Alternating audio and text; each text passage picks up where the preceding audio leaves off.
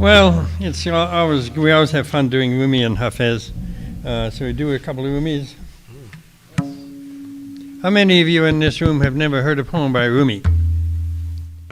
Oh, what? Well, that's all right. There's no crime. Uh-oh. Well, I better switch to Norwegian for it that you don't know.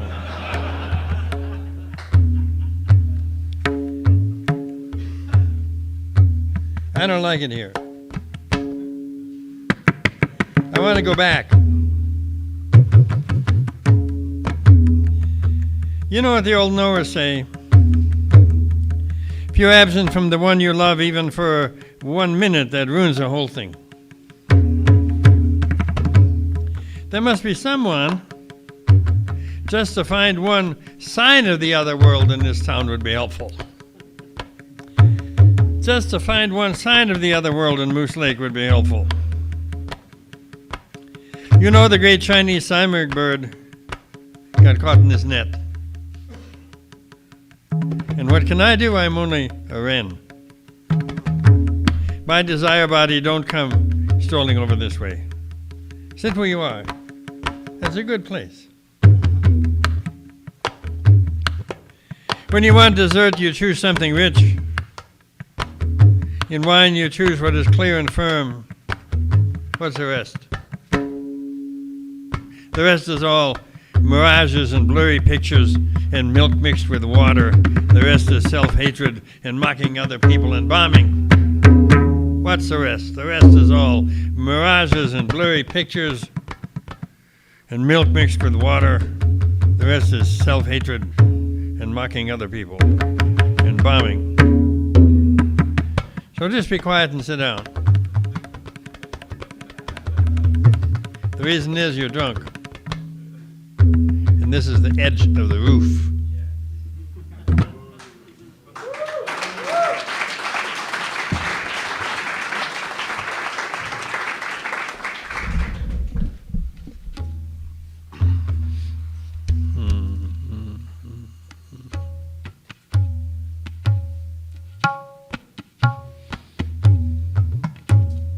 We haven't talked so much about the whole mood of ecstasy here. I mean, you paid money to get here, so we can't talk about ecstasy. Usually it comes free. All you have to do is stay up all night. Ecstatic love is an ocean. And the Milky Way is a flake of foam floating on that ocean. The stars wheel around the North Pole, and ecstatic love running in a wheel turns the stars. If there were no ecstatic love, the whole world would stop. Do you think a piece of flint would change into a plant otherwise? Grass agrees to die so that it can rise up and receive a little of the animal's enthusiasm. I love that. Grass agrees to die so that it can rise up and receive a little of the animal's enthusiasm. And the animal soul in turn sacrifices itself. For what? To help that wind, the one light waft of which Mary became with child. Without that wind, all creatures on the earth would be stiff as a glacier. Instead of being as they are, locust-like, searching night and day for green things, flying. Every bit of dust climbs to the secret one like a sapling. Every bit of dust climbs toward the secret one like a sapling. It climbs and says nothing. And that silence is a wild praise of the secret one.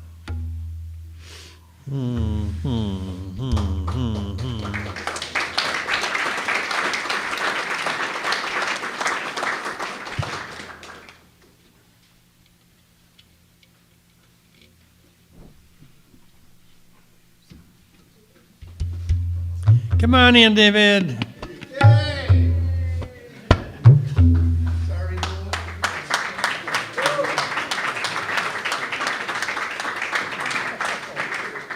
This is David Whetstone. Yeah, it's lovely. We just started.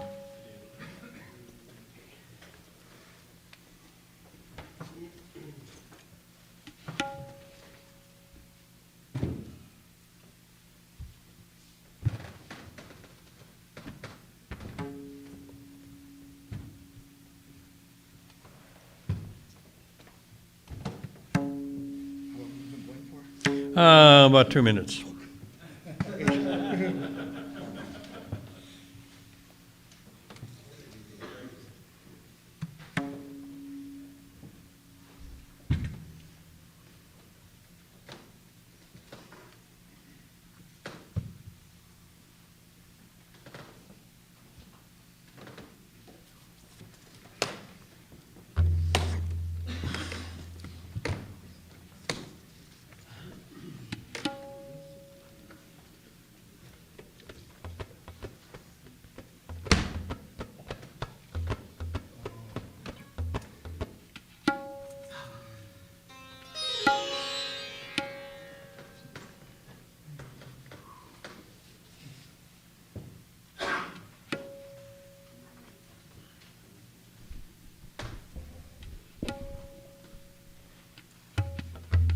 You ready?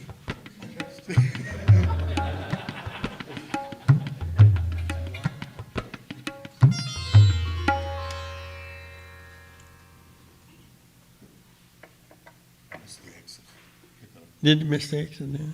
I did. I got it from this lake. That's the other lake you Oh. Let me get back on.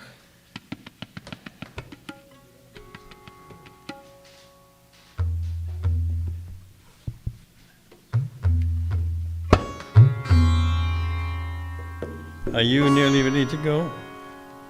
Because I want to do one stanza without you, and then you come in. Okay. When would that be? Soon? I'll come in a little later. I mean, you're pretty well tuned up. I gotta get into a little bit. All right, here's a poem by Cesar Vallejo, and I'll do it first with the tablas, the one first stanza. You ready?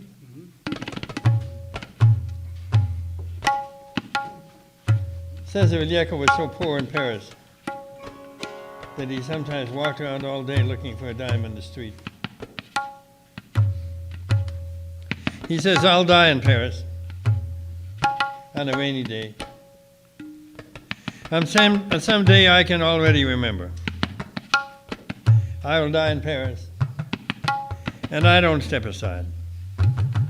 Perhaps on a Thursday, as today is Thursday, in autumn.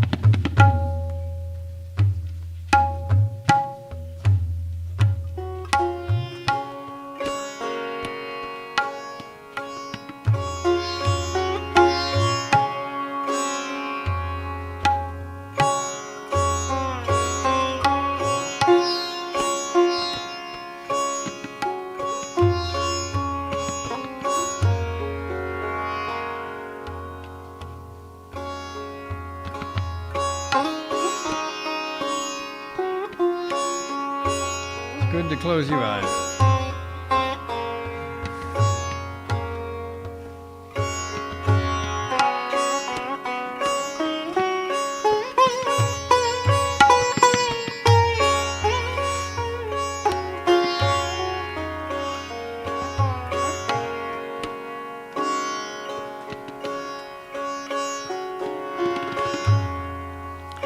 I will die in Paris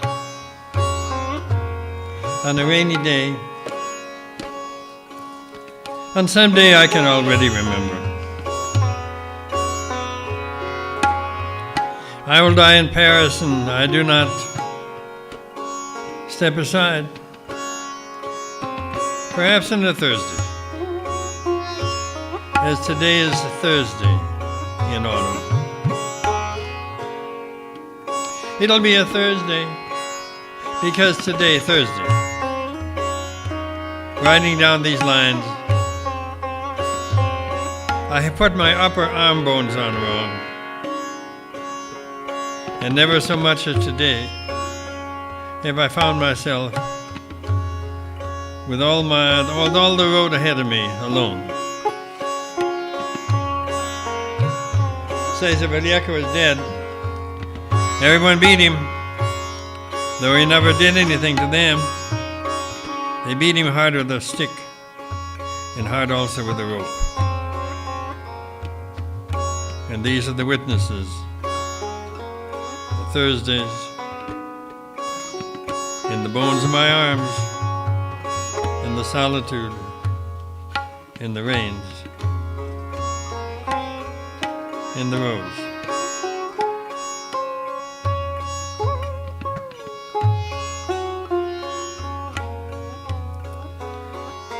Cesar Vallejo was from Peru.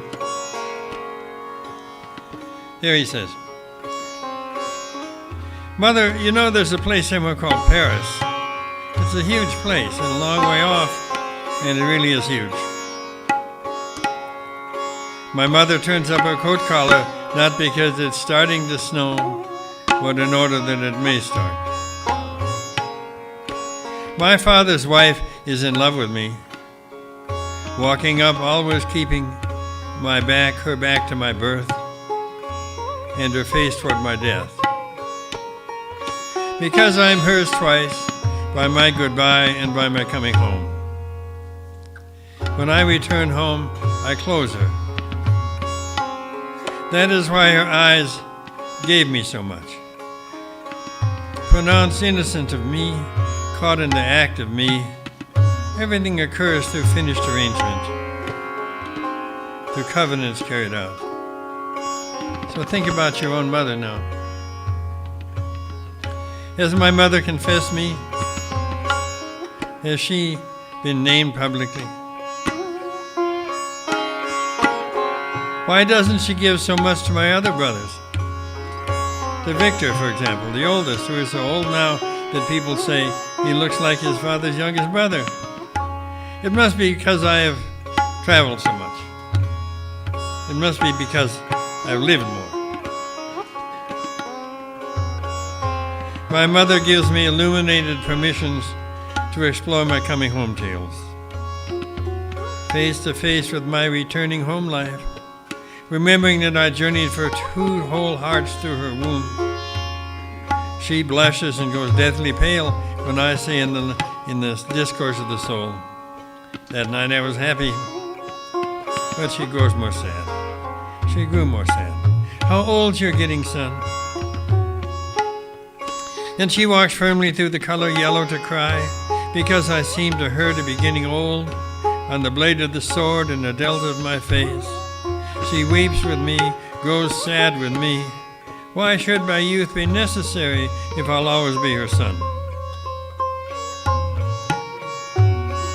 Why do mothers feel pain when their sons get old? If their age will never equal anyway the age of the mothers. And why, if the sons, the more they get on, merely come nearer to the age of the fathers? My mother cries because I'm old in my time, and because I'll never get old enough to be old in hers. My goodbye is left from a point in her being more toward the outside than the point in her being to which I come back. I am, because I'm so overdue coming back, more the man to my mother than the son to my mother. The purity that lights us both now with 3 flames lies precisely in that. I say then, until they finally fall silent, Mother, you know there's a place somewhere called Paris. It's a huge place, and a long way off, and it really is huge. The wife of my father, hearing my voice, goes on eating her lunch, and her eyes that will die descend gently along my arms. So if you have a time tonight or tomorrow morning, write a poem about your mother. If you've never written one, it's a good time to start.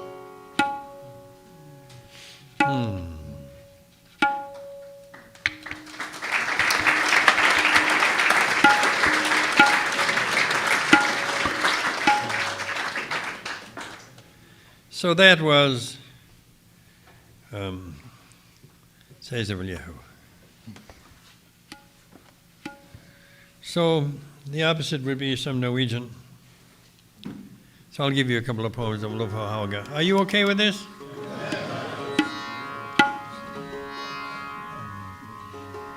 Olof Hauge was a younger son. He didn't get the farm.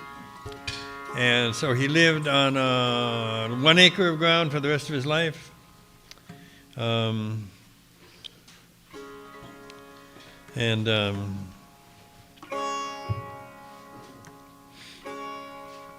wasn't unusual in Norway. And the only way they could keep going is that they can't divide the farms. The farms are too small already. So they give it to the eldest son, and that's it.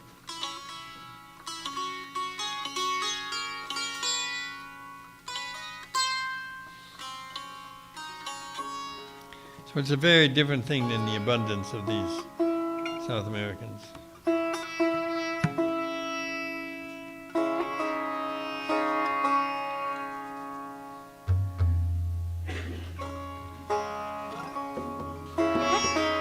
Midwinter snow. I gave the birds a piece of bread, and it didn't affect my sleep.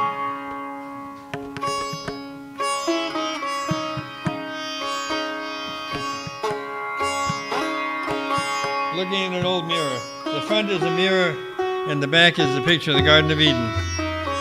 Strange find from the old master of glass. Don't come to me with the entire truth. Don't bring me the ocean if I am thirsty, nor heaven if I ask for light. But bring a hint, some dew, a particle. As the birds carry away only drops of water, and the wind a grain of salt. These poems don't amount to much. Just some words thrown together at random. And still, to me, there's something good in making them. It's as if I have in them for a little while a house. I think of playhouses made of branches we built when we were children. To crawl into them, sit listening to the rain in a wild place alone, feel the drops of rain on your nose and in your hair. Or snow houses at Christmas. Crawl in and close it after with a stick, with a sack. Light a candle. Be there through the long chill evenings. I don't think I'm reading very well, so let's listen to these guys for a little bit. Come on. I'm here for these. Huh? Let's hear some Bly. Well, I don't know. You guys play a little bit and I'll see if I find some. I have some. Go ahead, you guys. Some Bly, yes.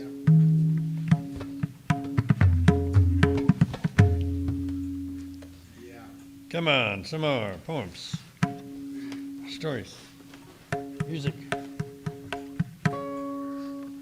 You play it a little 5 minutes, then I'll do something. Both of you.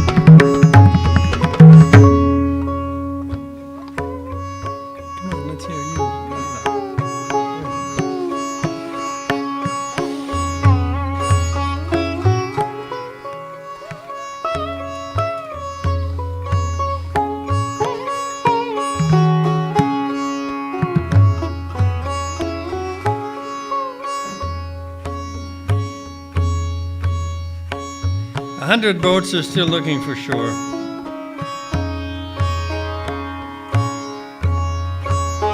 There is more in my hopes than I imagined. The tiny roof nail lies in the ground, aching for the roof. Some little bone in our foot is longing for heaven.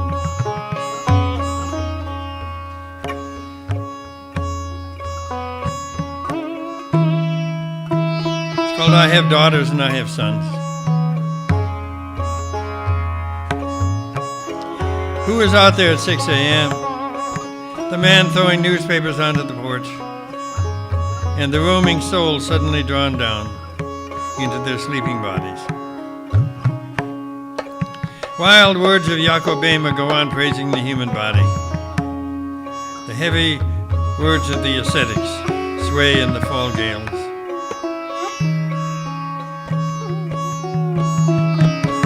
Do I have a right to my poems, to my jokes, to my loves?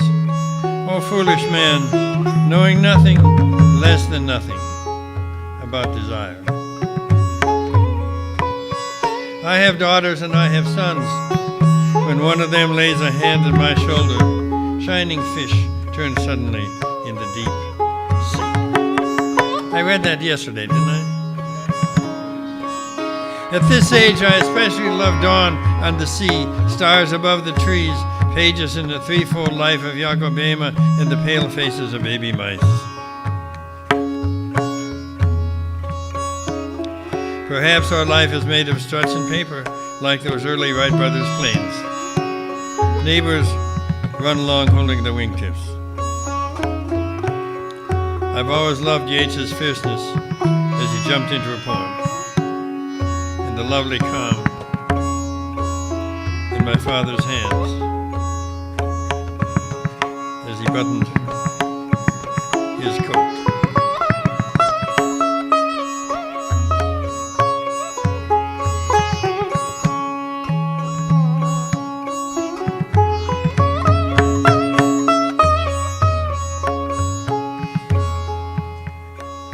Going all right? Can you hear? So the genuine gazelle will have 36 syllables in each stanza, and then you need to change the subject matter in the next stanza, and then it's held together because you repeat the same word or phrase at the end of each stanza. And then typically in the old guzzle, because this was done long before they did any printing, you mentioned your own name in the last stanza. That's a little embarrassing to us. Sometimes I do it and sometimes not.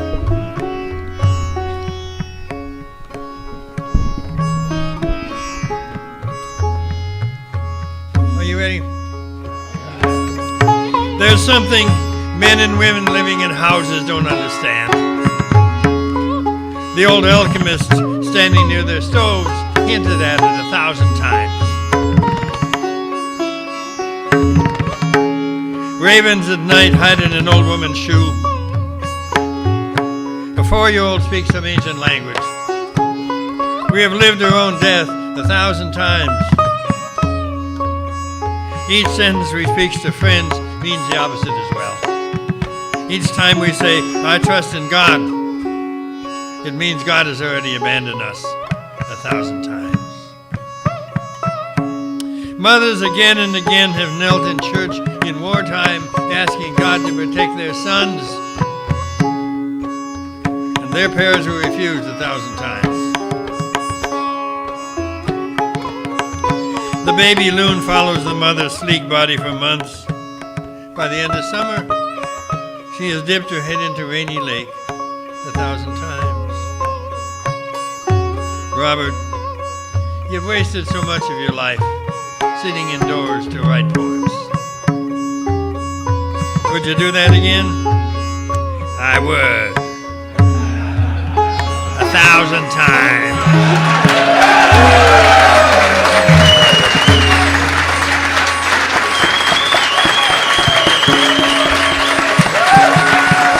Thank you.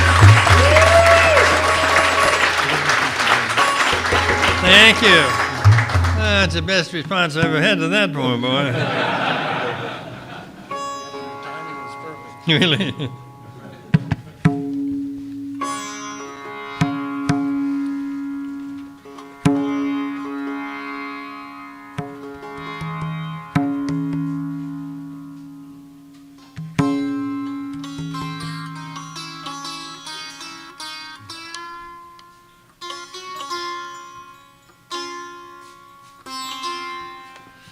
See how lucky I am to have these two to play with?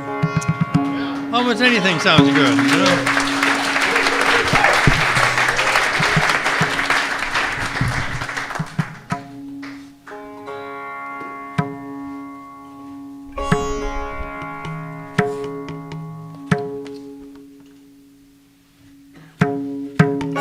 It's a little poem from my father. He always knew where he had been.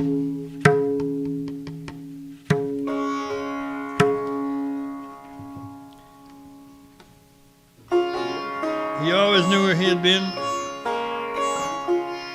And he remembered the box elder and the fence post.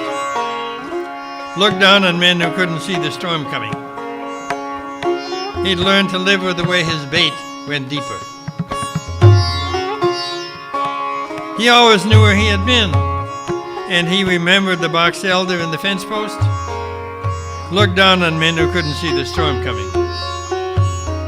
He'd learned to live with the way his bait went deeper.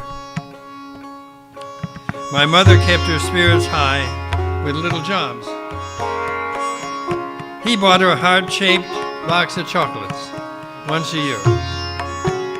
One life, one woman, that was God's rule, and he didn't like it much.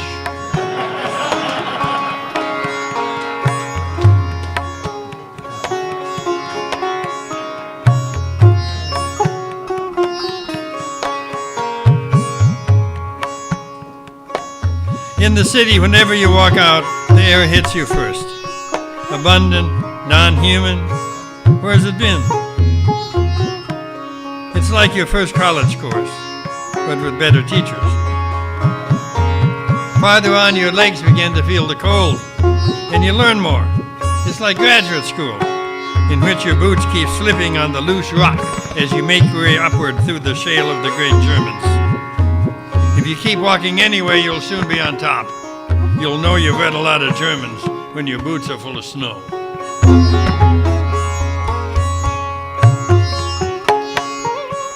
Let's listen to them a bit, shall we? Come on.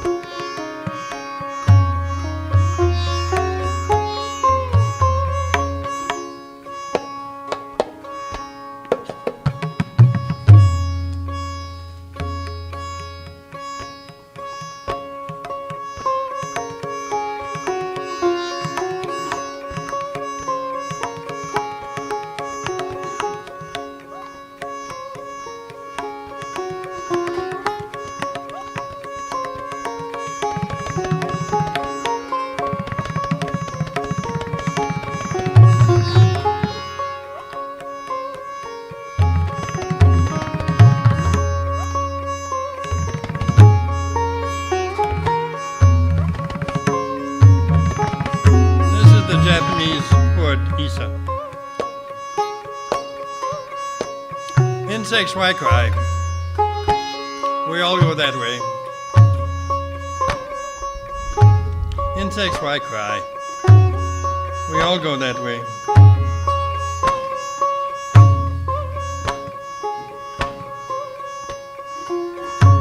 Leaping for the river, the frog said, "Excuse me for going first."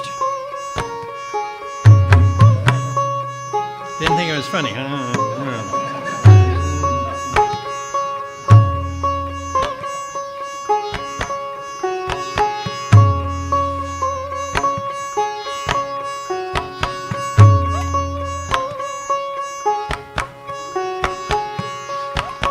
The old dog bends his head listening. I guess the singing of the earthworms gets to it. Huh? The old dog bends his head listening. I guess the singing of the earthworms gets to it.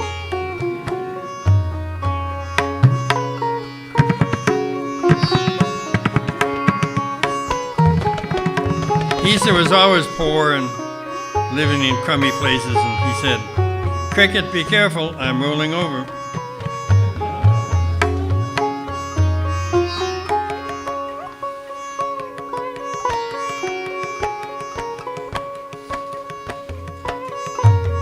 Now listen, you watermelons, if any thieves come, turn into frogs. That's a poem I love. The night is long, yes, the night is long, Buddha's great. The night is so long, that's how the Orientals, heal themselves from self-pity. The night is so long, yes, the night is so long, Buddha's great.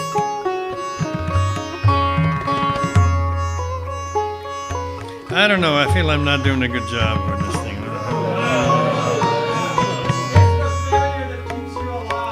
What? It's the failure that keeps you alive. Thanks a lot. But in another point of view, every poetry reading is a failure. Because the voice isn't quite right, and your ego gets into it and emphasizes this and emphasizes that, and wants people to pay attention to me. I mean, what the hell is that? It's nothing. So you have to try to look back all that and to see if you can see the poem. Gunnar Ekelöf, you want to have a Swede? You better, yeah. I'm a Norwegian and I read Swedes only once in a while. I'll read it without music. What do you consider your mission in life? I'm an absolutely useless human being. This is a questionnaire. What are your political convictions? Oh, what we have now is fine. The opposition against what we have now is fine. One ought to be able to imagine a third, but what? Your opinion on religion, if any? Same as my opinion on music, namely that only what is truly unmusical can be musical. What do you look for in people? My relationships have unfortunately little or no constancy. What do you look for in literature? Philosophic depth, height or height, epic, lyric? I look for the perfect circle. What's the most beautiful thing you know of? Birds in the cemeteries, butterflies on battlefields, something in between, I really don't know. Your favorite hobby? I have no hobby. Your favorite sin? Onanism. And to conclude as briefly as possible, why do you write? I have nothing else to do. Am I right? And he says, E-M-M-A, right. Am I right? You make puns also? Yes, I make puns also. Yes.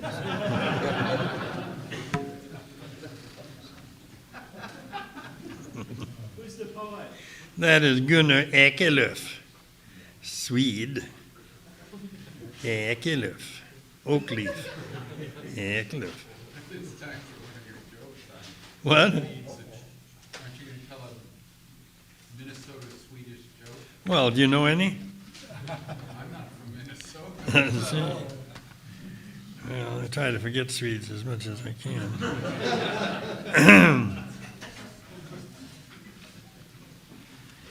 All right.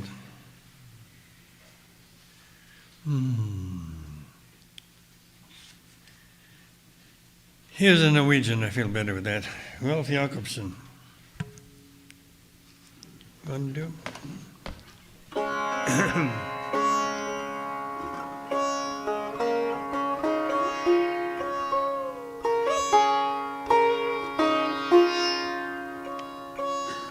The old clocks have such encouraging faces.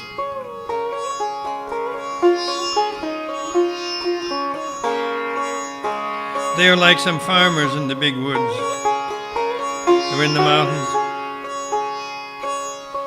whose whole being contains some calm acceptance,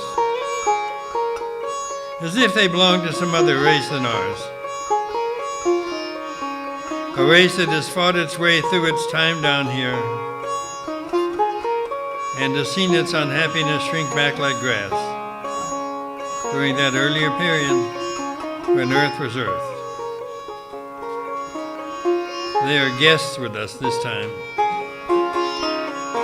They nod in tune to our distress next to our bed with their wild, mild wisdom. It's okay. Oh, yes. Oh, yes. It's okay. It's okay.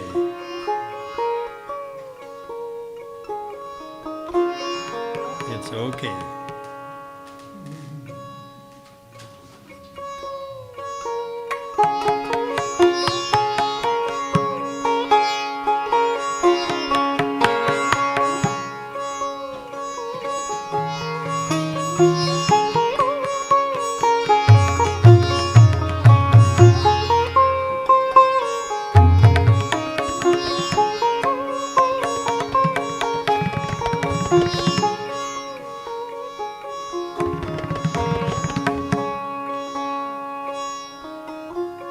I think I'll do this one without music. Are you ready? We haven't had Pablo Neruda.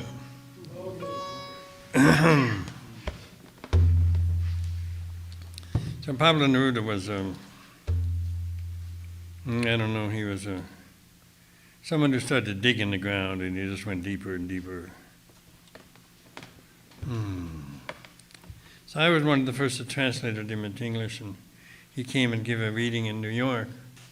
And see, how did that go? He was a communist, and so the government knew that about him, and they blocked him for a while. And finally, Archibald MacLeish made a trip to the White House itself and got permission for Pablo Neruda to come. And it was in the Poetry Center in New York, and Pablo Neruda walked in, and I don't know, people clapped for 15 minutes. And he said something like, well, today I went to Central Park or something, and I saw something for your great poet, Abraham Lincoln, and something like, I don't know what he said, but well, I didn't care, they just clapped like mad. And so he is the one that's been able to dig down a long ways in the ground. So I'll read you this one. It so happens I'm sick of being a man.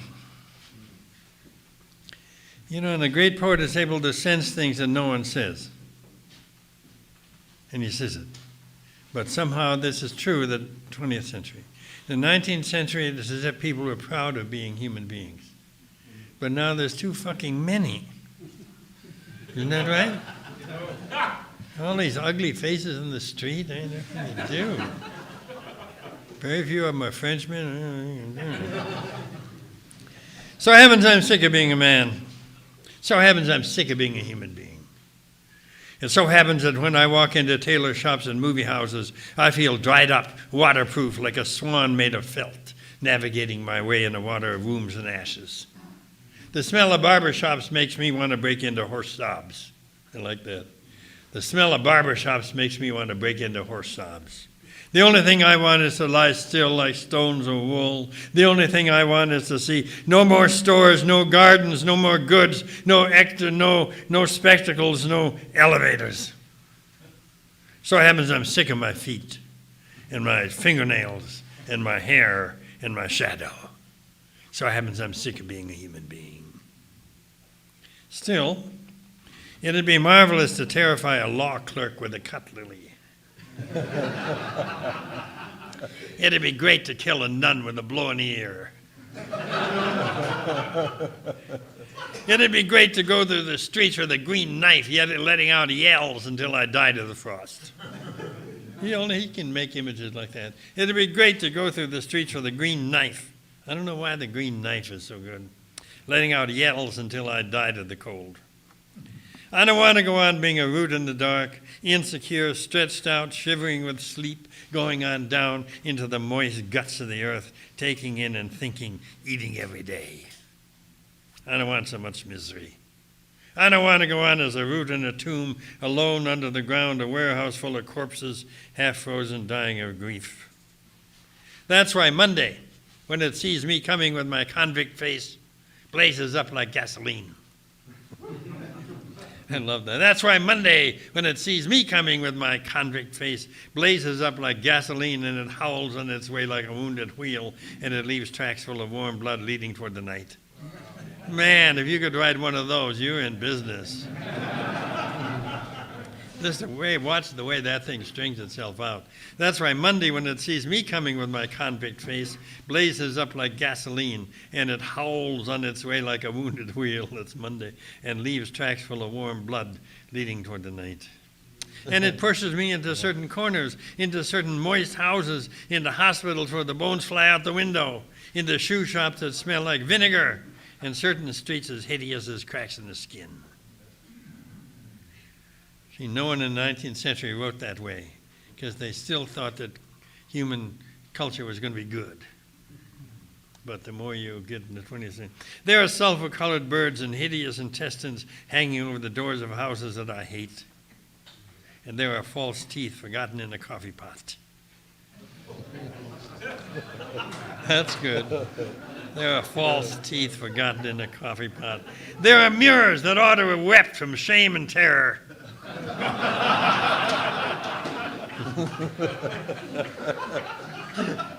And there are umbrellas everywhere and venoms and umbilical cords. But I stroll along serenely with my eyes, with my shoes, my rage, forgetting everything.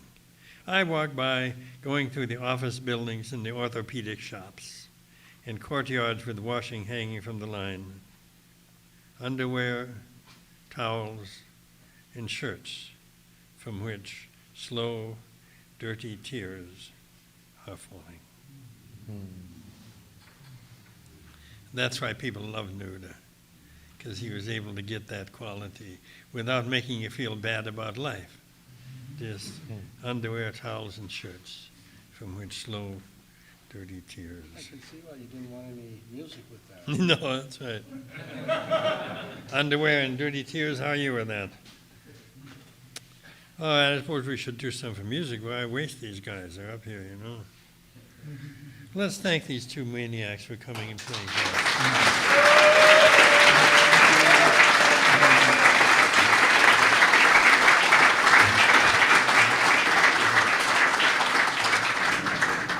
Let's go, you guys. You ready?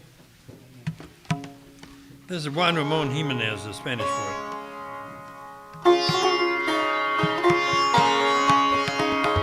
I have a feeling that my boat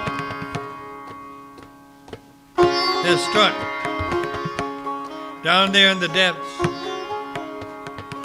against a great thing. I have a feeling that my boat has struck down there in the depths against a great thing.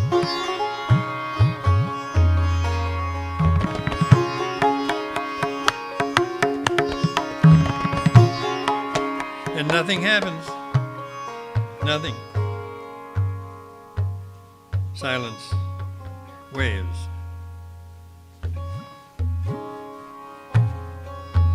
Nothing happens. Or has everything happened? And are we standing now quietly in the new life? Or has everything happened? And are we standing now quietly in the new life? That's one reason you come to a place like this and waste all your money. Something in you may hear something. One of the many, we say so many stupid words every day, but one image may come in.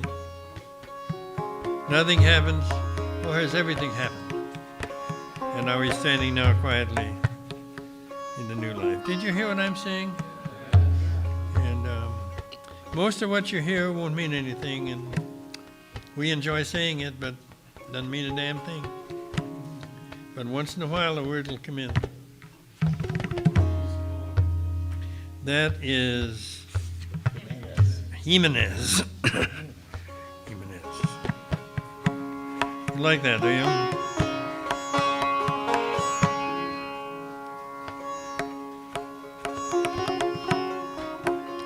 The door is open. The cricket is singing. Are you going around naked in the fields? Like an immortal water going in and out of everything. Are you going around naked in the air? The basil is not asleep and the ant is busy. Are you going around naked in the house?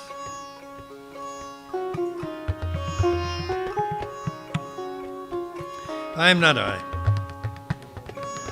Yo no soy yo. I am not I. I am this one walking beside me, whom I do not see. I am not I. I am this one walking beside me, whom I do not see, whom at times I manage to visit, is that right? Whom at times I manage to visit, and at other times I forget. The one who remains silent when I talk. That's a good line. The one who remains silent when I talk. The one who forgives sweet when I hate. The one who takes a walk when I am indoors. See, one part of you is out there walking right now. The one who will remain standing when I die.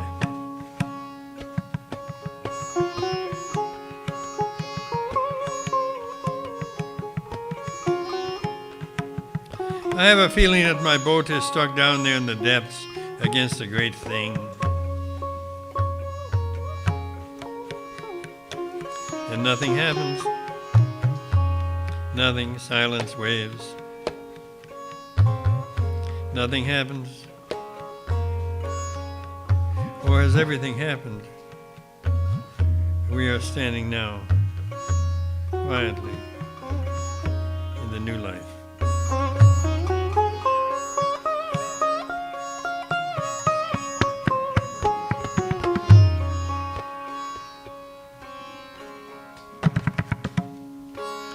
Is this all right? Are you hearing something?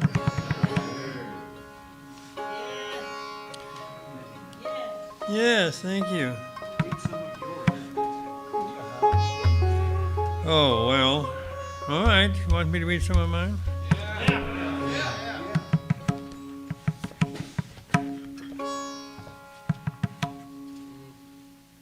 Oh, you like one in there, huh? What? My sins was 1,000 years of joy. You want to hear things from there? The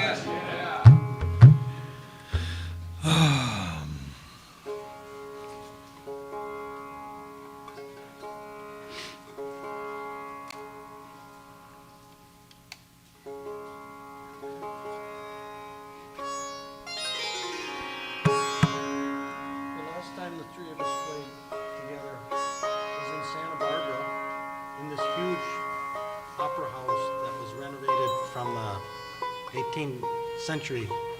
Packed Became with what? people. The last gig we did was in Santa Barbara. Uh-huh. So, looking out, it's just unbelievable. Over 1,000 people came. That was in April.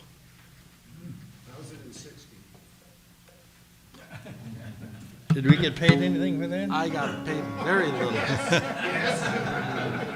They put me in the nicest hotel, though. Were you connected with that? Yes. Stand up. You were the one that set that all up? He not only connected, Alan did it. Thank you. Well, I tell you, it's a lovely feeling because, when you're writing poetry and you begin and no one wants to print your poems and your parents are ashamed of it and then a couple of your friends say it's good, but that last line doesn't work. And this goes on for years. And then finally you walk in one night and there's 1,000 people sitting in a hall wanting you to say something.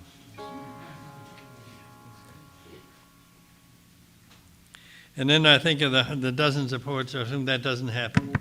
And it happens to me partly because I learned how to read a poem or speak a poem. And that's my extroverted side can do that. My introverted side writes a poem and then turns its face away. And then my extroverted side comes and gives it to other people. Huh? And so it's a deal. And my introverted part is hiding its face all the time I'm reading. He's out taking a walk. What? He's out taking a walk.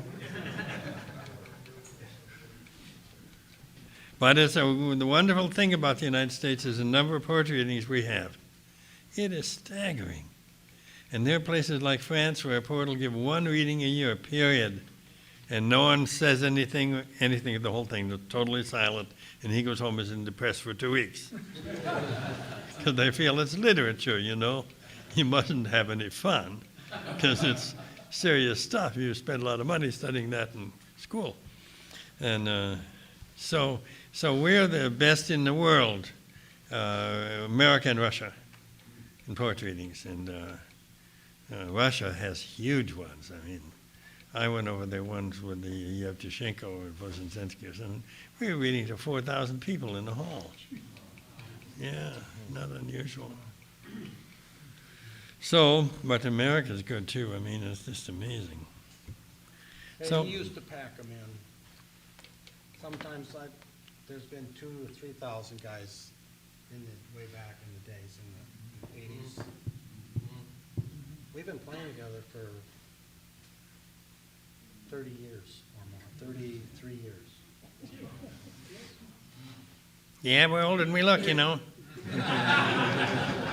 Really, in the early 80s, I mean, we do gigs. Seattle, I remember, there's about 2,500 guys. And they used to, they go out and get ferns and make a whole tunnel that you had to come through. And on the other side, 50 guys were wailing away on drums. That's how you walked in. Walls. And then I get to do these little tiny drums.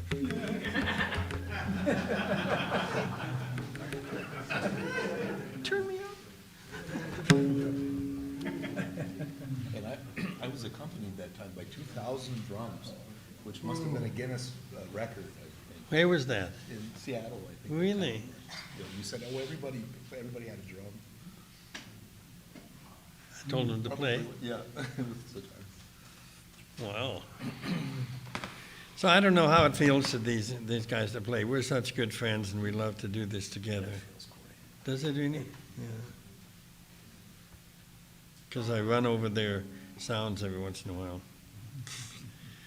You guys want to say anything? Want to say anything to these guys? Thank you. Come to Seattle again.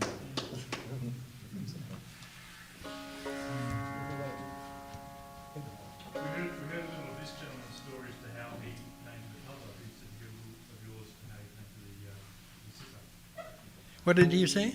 I said we heard something of this gentleman's story as to how he came to his instrument. I'd be interested to hear this gentleman say something about how he came to. Oh, I just heard the sound in high school. In high school? Yeah. On the radio, or where'd you hear it?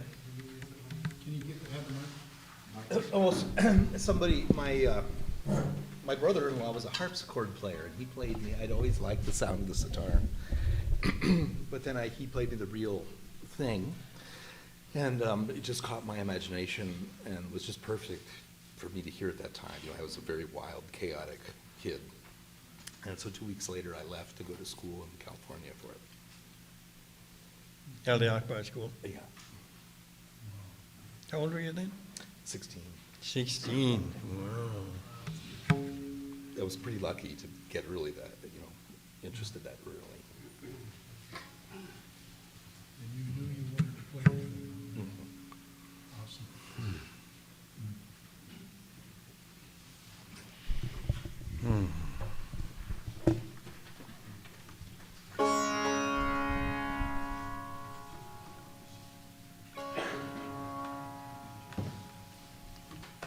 You get a little heavy, you know.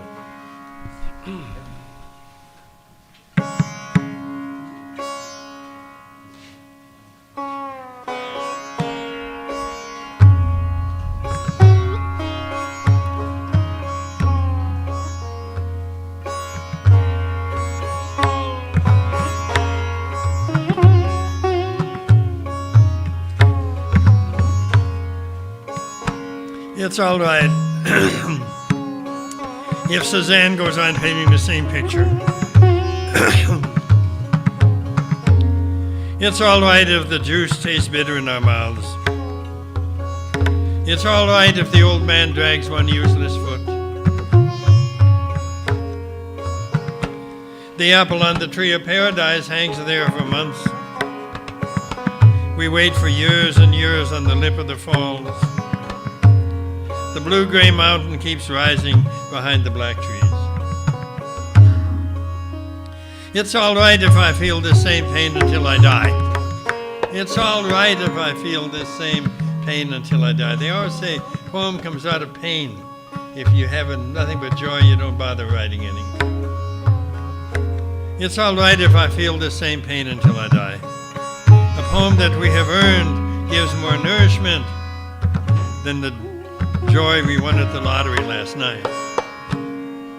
A poem that we have earned, a pain that we have earned gives more nourishment than the joy we won at the lottery last night. It's all right if the partridge's nest fills with snow.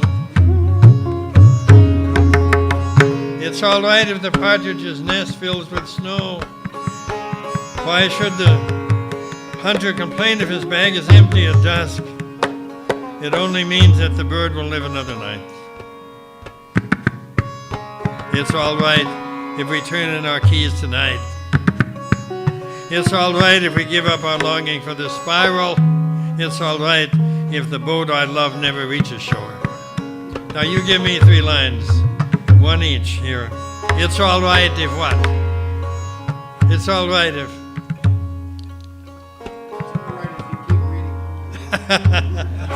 That's got to have I in it. It's all right if... If I don't make the playoffs?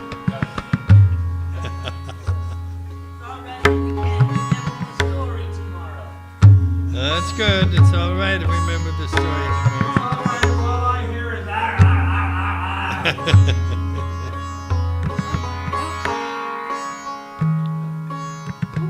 It's all right, it's not all right. I don't agree with that.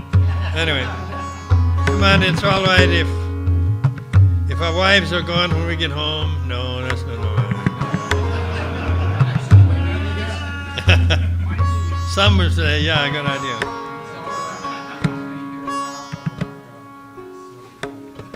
It's all right if we hear only half a raga. That's good. It's all right if we don't get the point. We still love the poem. That's lovely. Thank you. It's all right if I never get a record contract. Well, you won't, so.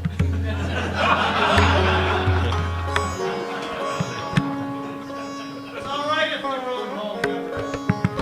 That's good. That's a good one. It's all right if the dog never finds a friend here. It's all right that my new grandson misses me. It's all right if his new grandson misses him. Come on. So I set myself this same task. It's all right. It's all right if Cezanne goes on painting the same picture. It's all right if juice tastes bitter in our mouths. It's all right if the old man drags one useless foot.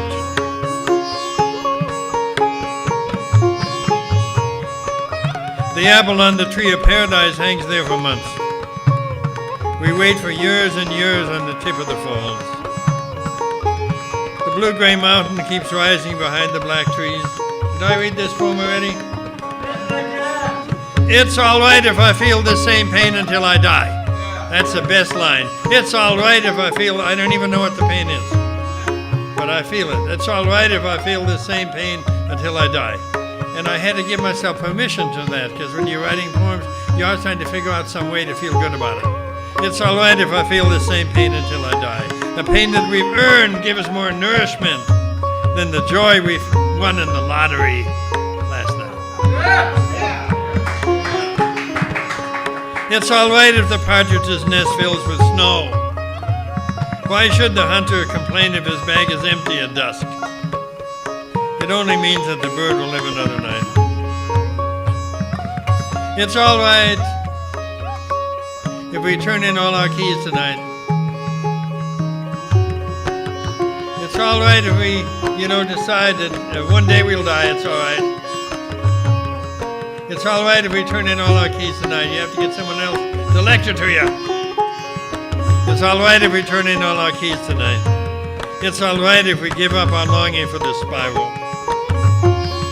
It's all right if the boat I love never reaches shore. It's all right if the boat I love never reaches shore. Hate that. If we're already so close to death, why should we complain? Why would you climb so many trees to reach the nests? It's all right if you grow your wings on the way down.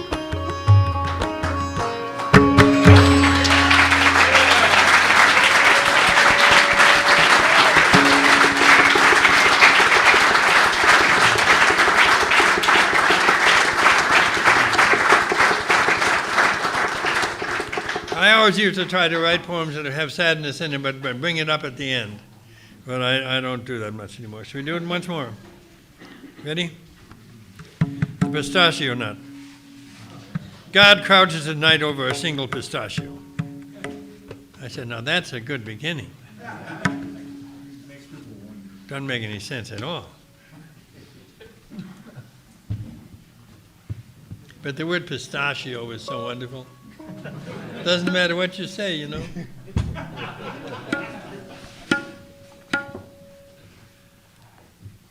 The young girl put a pistachio between her breasts. Ooh, good.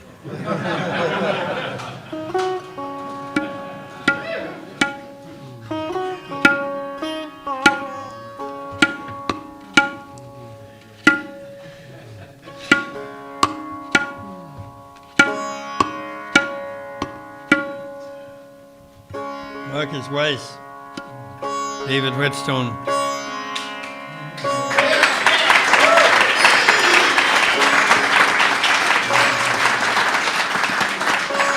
He works as a stonemason, and every day he's handling these stones which could crush his fingers at any minute. Not every day. A lot, though. But it must happen once in a while. Oh, I'm pretty good at not getting banged up. Oh, yeah? Thanks a lot. God crouches at night over a single pistachio.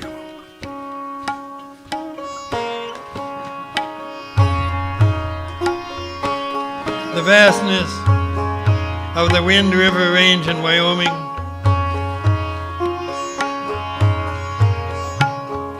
has no more grandeur than the waist of a child. The grandeur of the Wind River Range in Wyoming has no more grandeur than the waist of a child. Haydn tells us that we've inherited a mansion on one of the Georgia Sea Islands. Then the last note burns down the courthouse and all the records.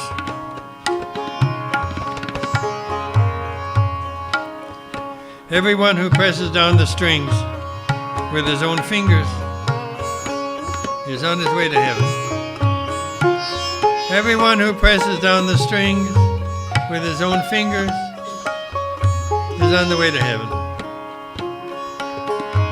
The pain in the fingertips goes toward healing the crimes the hands have done.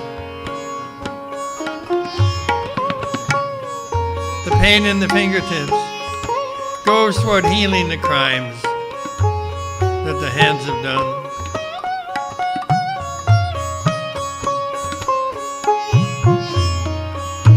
Everyone who presses down the strings with his own fingers is on his way to heaven. Let's give up the notion that great music is a way of praising human beings. Let's give up the idea that great music is a way of praising human beings. It's good to agree that one drop of ocean water holds all of Kierkegaard's prayers. It's good to agree that one drop of ocean water holds all of Kierkegaard's prayers.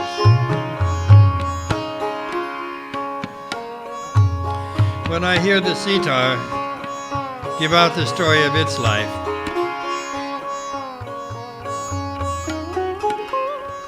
when I hear the sitar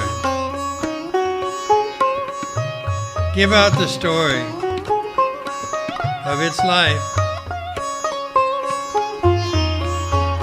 I know it's telling me how to behave. I know it's telling me how to behave. While kissing the dear one's feet, to weep over my wasted life.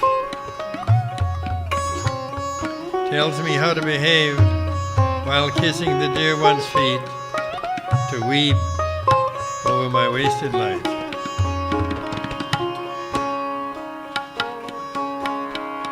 Robert, this poem will soon be over. And you are like a twig trembling on the lip of the falls. Robert, this poem will soon be over. And you are like a twig trembling on the lip of the falls.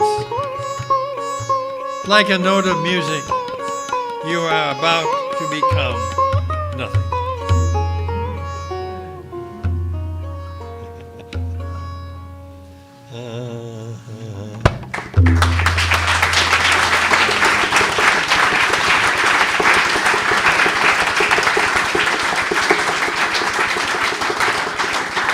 I can't tell you what a pleasure it is to read to you guys, because you take it into the heart and hold it. And a lot of people just listening for their literary references, you know.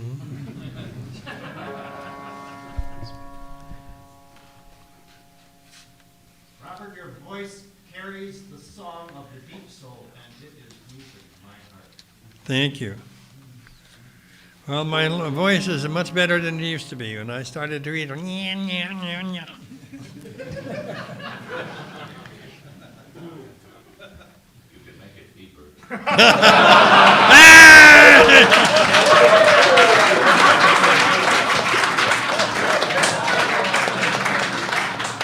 well, short of marrying your wife, what do I have to do?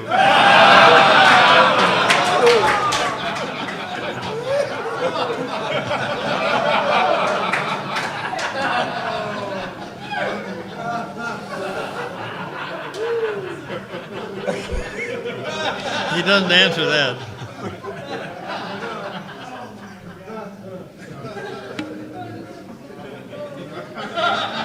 What do you guys say?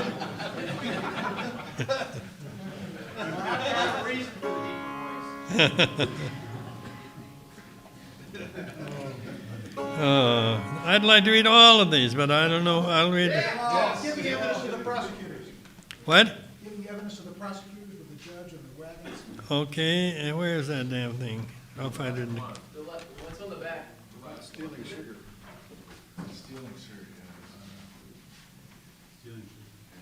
That's the one of Cezanne. Didn't we have that earlier? What's it called?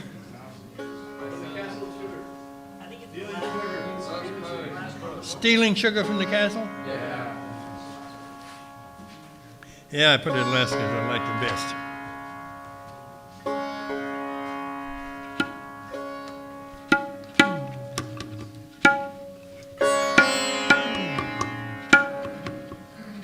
In the third stanza, there's mention of flying into a hall, and that comes out of the Beowulf tradition.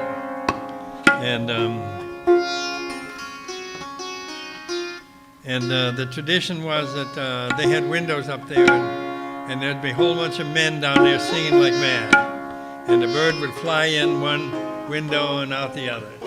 And then the metaphor of the Norwegians was that's what human life is like.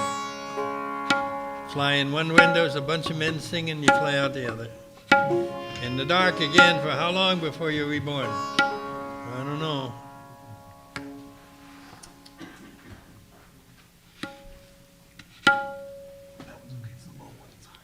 Yeah.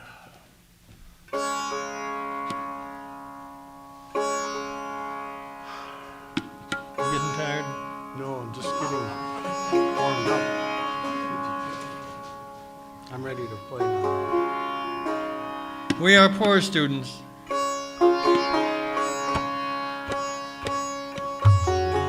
Who stay after school to study joy.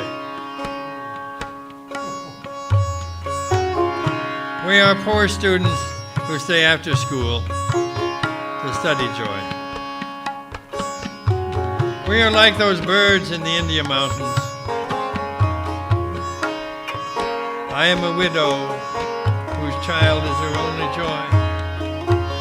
I am a widow whose child is her only joy. The only thing I hold in my ant-like head is the builder's plan of the castle of sugar. Just to steal 1 grain of sugar is a joy. And so I recommend that to you. You know, a way to think of your life is how to steal grains of sugar.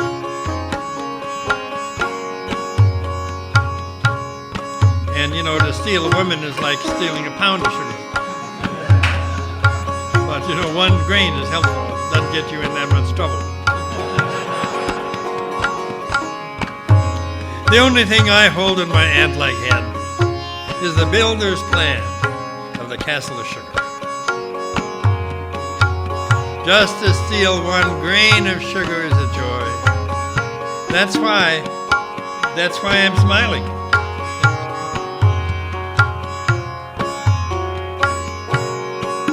Like a bird, we fly out of darkness into the hall, which is lit with singing, and then fly out again. Being shut out of the warm hall is also a joy. I'm a laggard, a loafer, and an idiot. The first time I read this, my 17-year-old son was there. And I said, I'm a laggard, a loafer, and an idiot. And he said, well, you're not a loafer, Dad.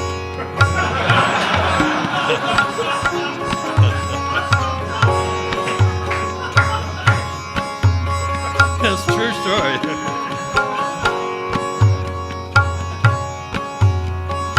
He's a good kid, is Noah.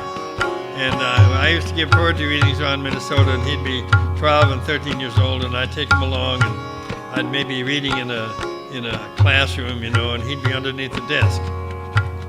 And then he'd pop up and said, read the Sutton poem, Daddy. He'd have an idea what should come in at any moment.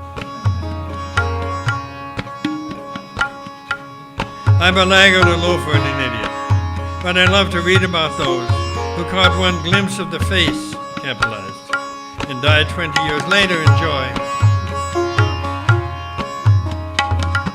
I don't mind your saying I will die soon. And people say that to me. Aren't you going to die pretty soon, Robert? Oh, thanks for reminding me.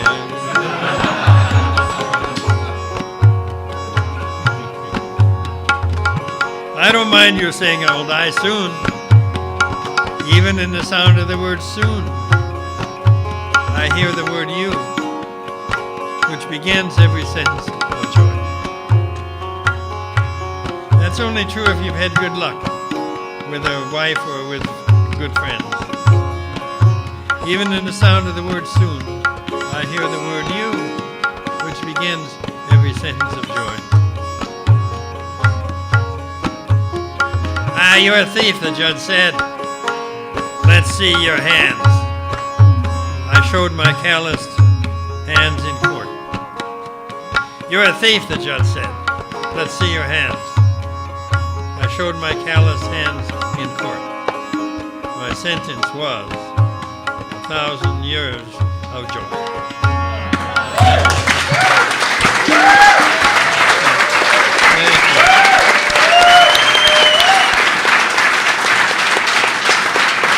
What do you think? Is it time to quit? Do we quit? Is it time to quit?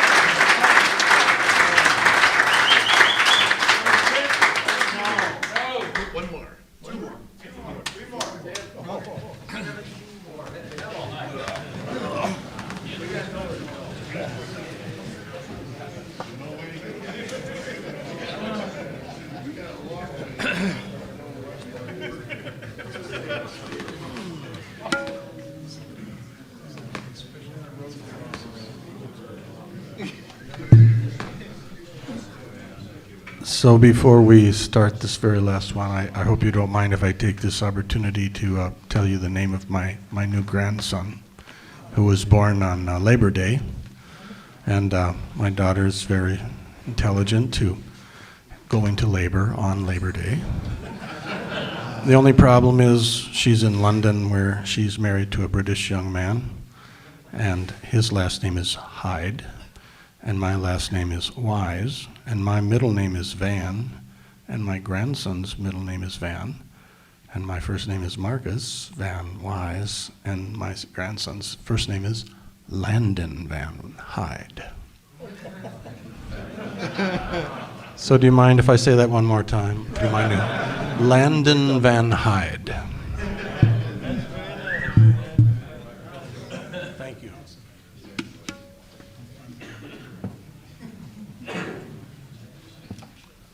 Can I tell you the story right?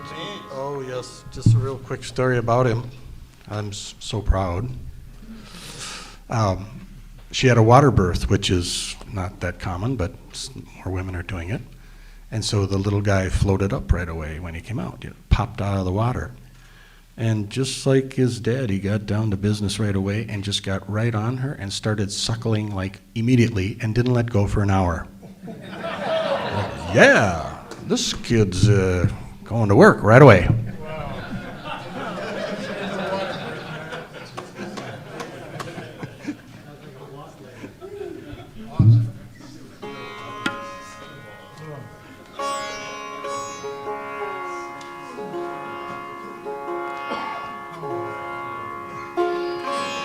And I just have to say one more thing, that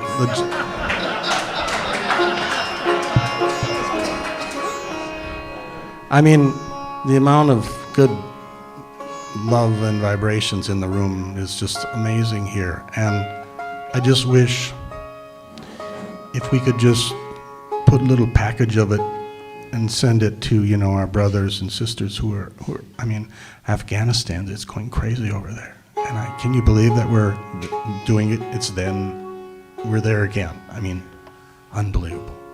And there's more and more of our young people going there. It's just, wow. So I wish somehow they could get a little piece of this while they're trudging around over there. So hopefully it'll end soon.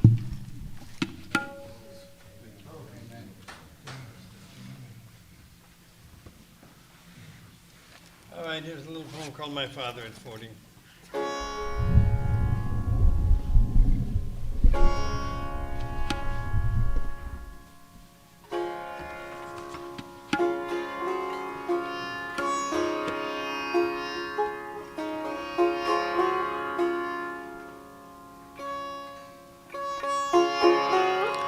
I loved him so much.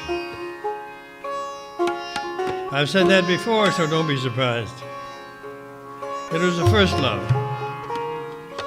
Go ahead, open your hand. Do scissors beat paper? Does rock beat scissors? It's just love and can't be explained. Probably it happened early. You're looking at it. The way I found of opening a poem, I took from the way he walked into a field.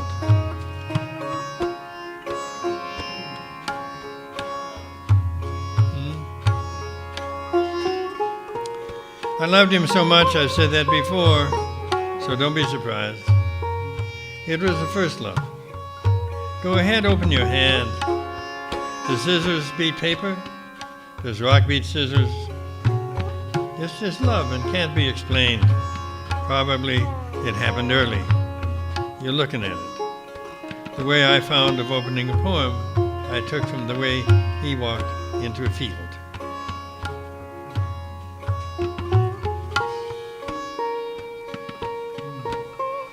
Yeah, my father was a farmer, and he was a good farmer. Then my brother wanted to be a farmer, so he was older than I, so I agreed to go to the Army or Navy instead of him. And that worked out okay, so I went to the Navy. And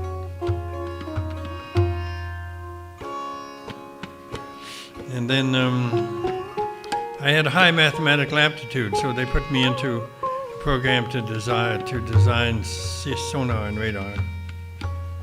And I had a friend, Isaac Eisenstein, up in Connecticut, and he decided, Isaac Eisenstein, he and I decided to flunk out. We said, we're too good for this kind of thing. So we took a couple of tests, and then we started to fill out the programs according to the way the pistons fired on the old Model T. 5, 1, 3, 2. 5, 4, 3, 2, 1. We got 80 the first week.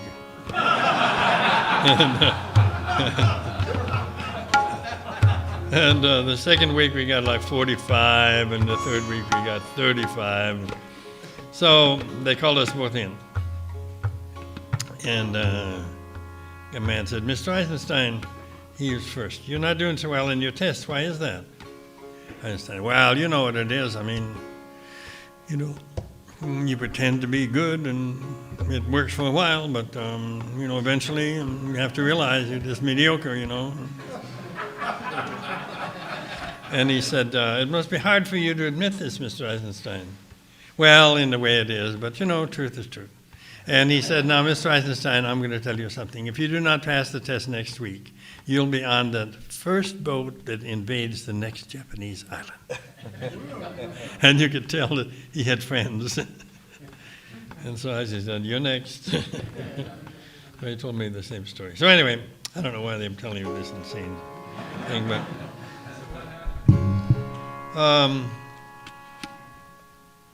well, let's see. So therefore, we took a more subtle way of flunking out.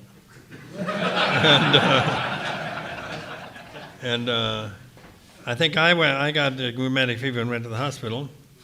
And Isaac came out in to see me. He said, oh, you're so lucky. You're crippled for life, but you're so lucky. Anyway, so then, and then he took a train to go to the secondary school in California.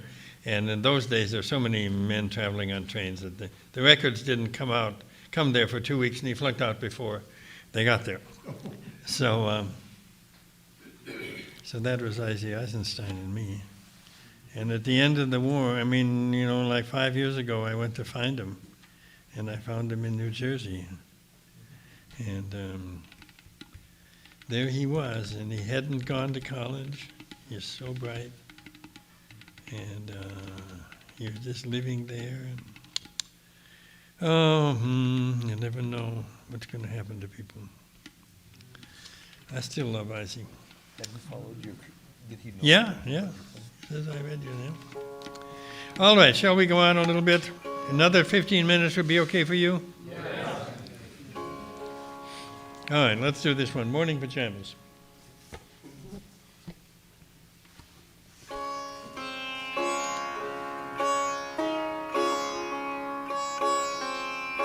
When you've slept all night in a warm bed, sometimes you'll find a punky fragrance in your pajamas. You'll find a punky fragrance in your pajamas. It's a bit low life, but satisfying. It's some sort of companionable warmth that your balls created during the night.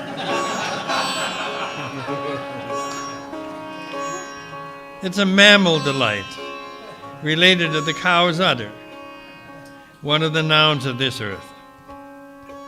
Don't be ashamed, friends. Don't throw your pajamas in the washer. Don't open the windows. Forget the pilgrims.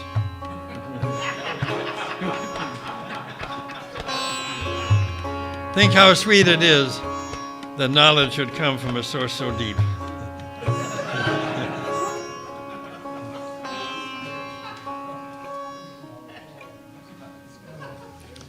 Women are sort of jealous of that.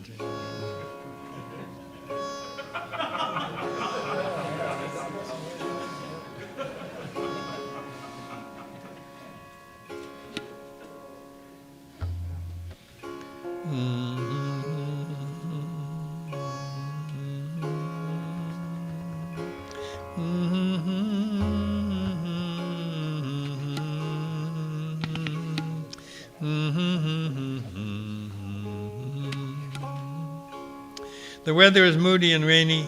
No one knows when Jesus will come. The long rains have come and gone. 1,000 acres are underwater.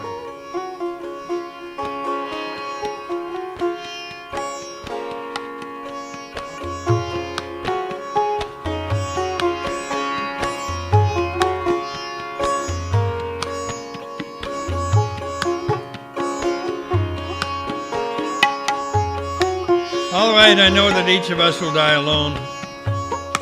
It doesn't matter how loud or soft the sitar plays. Sooner or later, the melody will say it all. Did I read this? The prologue is so long, at last the theme comes. It says the soul will rise above all these notes. It says the dust will be swept up from the floor.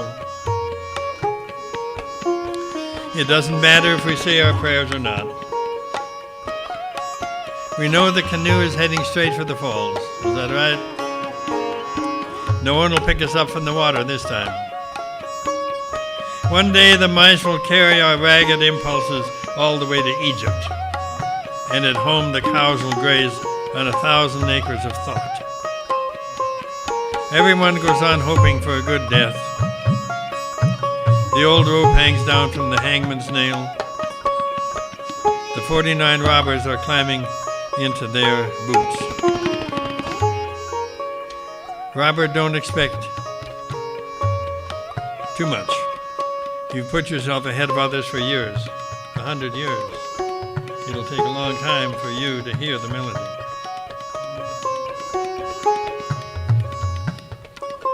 Trying to deal with parents.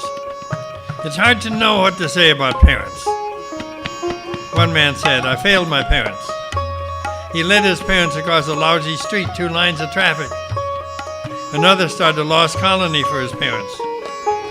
He rode across the river towing his parents. He bought them boots and pith helmets and sent them into battle. One man dressed them up in Austrian uniforms and gave them maps of Russia. No one ever saw them again. Another man who had studied alchemy tried to transubstantiate his parents. It used a lot of heat, but there wasn't much change. Someone I knew stored his parents in an empty cistern. The ladder is still sticking out. Another man tied his parents all one day and night in a rocking chair. And they died all right. But by the end, they knew for sure that they'd had children.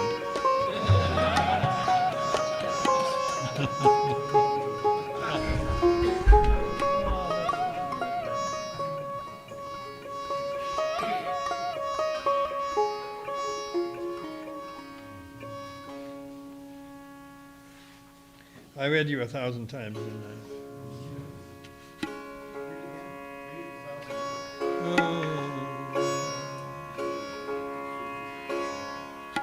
What? We're going to do Sufi now? All right, I'll give you 1 or 2 more poems and we'll quit. Feel good? All right. So many blessings have been given us during the first distribution of light. We are admired in 1,000 galaxies for our grief. I think it's true. Don't expect us to appreciate creation or to avoid mistakes. Each of us is a latecomer to the earth, picking up wood for the fire. Another night, every night another beam of light slips out from the oyster's closed eye. So don't give up hope that the door of mercy may still be open. Seth and Shem tell me, are you still grieving over the spark of light that descended with no defender near into the Egypt of Mary's womb? It's the best answer. Seth and Shem tell me, are you still grieving over the spark of light that descended with no defender near into the Egypt of Mary's womb? It's hard to grasp how much generosity is involved in letting us go on breathing. when we contribute nothing valuable but our grief. Each of us deserves to be forgiven, if only for our persistence in keeping our small boat afloat when so many have gone down in the storm. All right, one more and we'll let this go.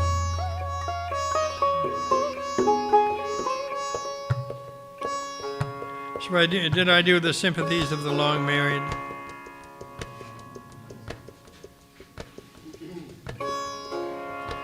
Well,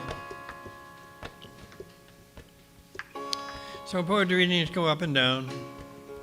Many times I've had great pleasure looking into your faces as some of the poems hit them. That's my pleasure. Maybe you hear the words. Did I say anything to you? Yes. People who don't read poetry don't know what a pleasure it is to speak it to human beings, especially ones with the souls clear. It's, wow. So thank you very much. All right, here we go. Last poem.